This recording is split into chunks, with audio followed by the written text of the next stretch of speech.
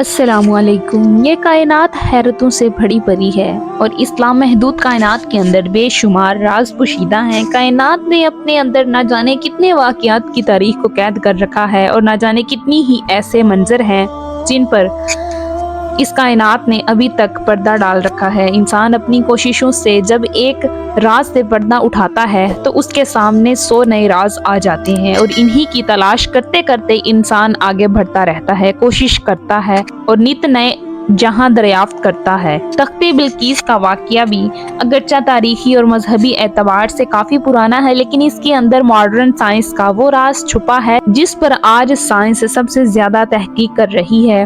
حضرت سلیمان علیہ السلام کی زندگی کا یہ مشہور واقعہ سورہ نمل کے اندر موجود ہے، جس کا خلاصہ یہ ہے کہ ایک دن جب حضرت سلیمان علیہ السلام نے دربار لگایا ہوا تھا تو جنوں، انس، جانور اور پرندے سب کے سب حاضر ہوئے، مگر ان کا چہیتا پرندہ ہدہد غائب تھا۔ حضرت سلیمان علیہ السلام نے پوچھا، ہدہد کہاں ہے؟ اگر وہ اپنی غیر حاضری کی معقول وجہ نہ پیش کر سکا تو اسے ذبح کر دیا جائے گا۔ کچھ دیر بعد ہدہد حاضر ہوا اور پوچھنے پر کہنے لگا کہ اے اللہ کے پیغمبر، میں اڑتے اڑتے ایک ایسے ملک میں پہنچ گیا تھا جہاں کے لوگ سورج کی پوجا کرتے تھے اور ان کی ایک رانی ہے جسے وہ بلقیس کہتے ہیں۔ وہ ایک شاندار تخت پر بیٹھ کر حکومت کرتی ہے جس نے قیمتی پتھر، ہیرے، جواہرات جڑے ہیں اور اس کے پاس تمام شاہی آرائش و آرام کے سامان موجود ہیں۔ حضرت سلیمان علیہ السلام نے کہا، اگر تمہاری بات سچ ہے تو تم میرا خط اس ملکہ تک پہنچا دو تاکہ وہ شرک سے باز آ جائے۔ چنانچہ حضرت سلیمان نے ملکہ بلقیس کو خط لکھ کر اسے اسلام قبول کرنے کی دعوت دی اور اس کی قوم کو توحید پر لانا چاہا۔ ہدہد یہ خط ملکہ بلقیس کے پاس لے گیا۔ دراصل ملکہ بلقیس کی حکومت عرب کے جنوب میں یمن اور حبشہ کے علاقے پر تھی جہاں قوم سبا آباد تھی، اور ملکہ سبا کی ریاست نہایت ہی طاقتور، امیر اور خوشحال ریاست تھی۔ بہرحال جب ملکہ سبا کو حضرت سلیمان علیہ السلام کا یہ خط ملا تو اس کے سرداروں نے بلقیس کو یہ مشورہ دیا کہ سلیمان علیہ السلام کو قیمتی تحفے، تحائف اور لونڈیاں بھیج دیں، لیکن تحفوں سے لدا جب ملکہ کا یہ وفد یروشلم پہنچا تو حضرت سلیمان نے یہ سب واپس بھیج دیا اور یہ چیزیں قبول کرنے سے انکار کر دیا۔ لہٰذا ملکہ بلقیس اپنے لاہو لشکر کے ساتھ یروشلم کے لیے روانہ ہو گئی۔ وفد جب واپس چلا گیا تو حضرت سلیمان علیہ السلام نے اپنے وزیروں اور جنات کو بلا کر فرمایا کہ تم میں سے کون ہے جو ملکہ بلقیس کا تخت اس کے یہاں پہنچنے سے پہلے لا دے؟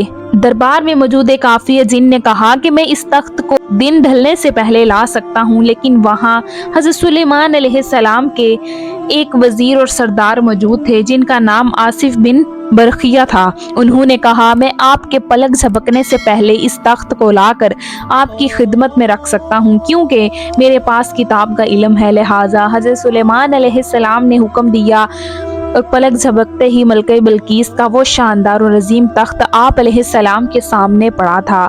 آخر یہ کیسے ممکن ہوا؟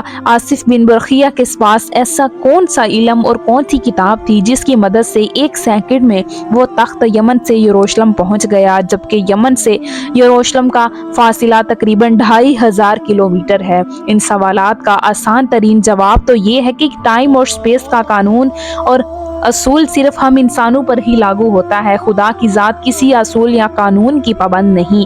اس کی قدرت ایک معمولی تخت و درکنار سورج اور اس سے بھی زیادہ بڑے سیاروں کو بھی پلک جھپکتے لاکھوں کروڑوں میل کا فاصلہ طے کروا سکتی ہے۔ لیکن آج جدید سائنس کی تناظر میں دیکھا جائے تو اس واقعے کا آج ایک معقول جواب ہے جو کہ عین اس واقعے کے مطابق ہے۔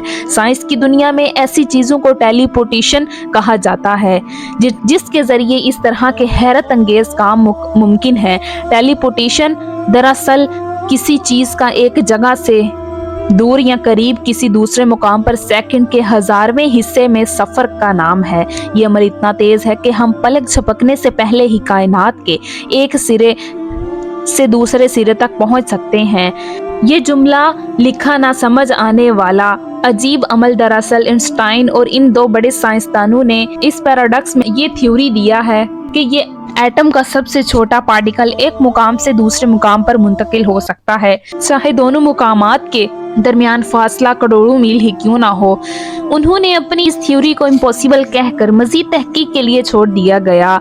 ये 1973 में दुनिया की सबसे बड़ी लेबोरेटरी सन के साइंसदान जॉन बेल ने इस इम्पॉसिबल डिस्कवरी को पॉसिबल कहा, लेकिन बिल के मुताबिक पार्टिकल्स की ये मुंतकिली रोशनी की रफ्तार से 10,000 गुना ज्यादा तेजी से हो रही थी, जो किसी के भी समझ से बाहर थी। तकरीबन 40 सालों बाद चाइना ने साल 2016 में ओविस नामी प्रोजेक्ट को लॉन्च किया, जिसकी लागत मिलियन डॉलर थी। इन्होंने मिसिसिस नामी सैटेलाइट की मदद से इंसानी तारीख में पहली बार 1200 किलोमीटर के फासले पर एक फोटोन की पार्टिकल को डेलीबॉट कर दिखाया। क्वांटम दुनिया की इस हिला कर रख देने वाली तहकीक में बड़ी बड़ी लेबोरेटरीज में तजर्बात की रफ्तार दुगनी कर दी गई। रोशनी की रफ्तार से तेज एक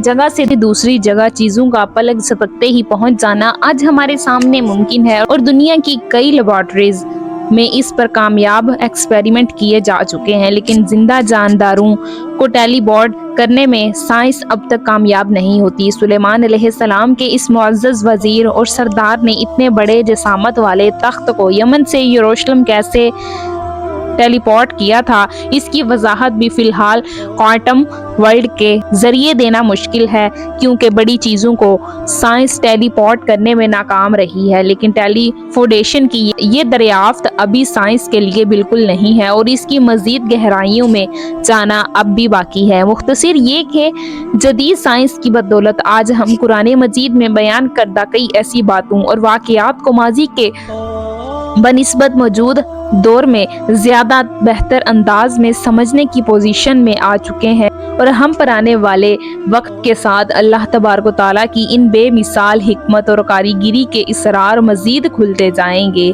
प्यारे नाज़रीन, उम्मीद करती हूँ कि आपको हमारी आज की वीडियो अच्छी लगी होगी। अगर वीडियो अच्छी लगे तो वीडियो को लाइक कीजिए, और मज़ीद इस तरह की वीडियोज़ देखने के लिए हमारा channel learning of Islam subscribe कीजिए। मिलते हैं नेक्स्ट वीडियो में, इजाज़त दीजिए। अल्लाह हाफिज़।